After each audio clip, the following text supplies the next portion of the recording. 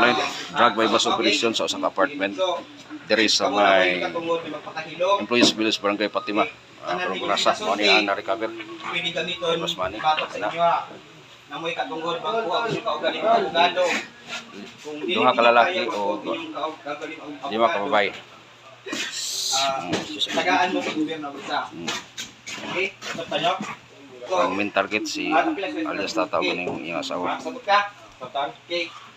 So kung ang inyong pwede ninyo i-waive ang inyong Binabasahan og pero Miranda pinaagi rights. or in the presence sa inyong kaugaling sa inyong abogado.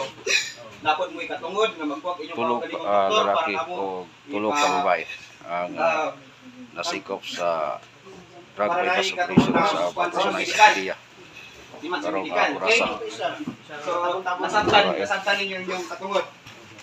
Sabtan yung katungod. Droga, maulaw na.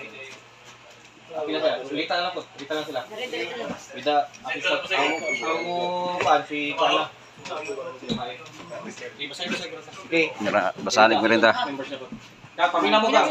Pamina mo. Basahan mo sa atong arresting officer sa inyong katungod. Sige. Ako'y paibalaan yung katungod. Kami mga PCI agent.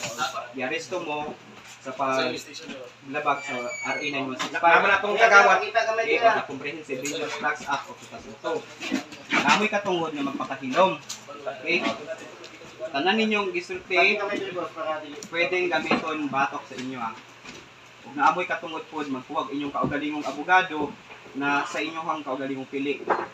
Kung dili man galing mo maka-afford og inyong kaugalingong abogado, tagaan mo isa sa gobyerno.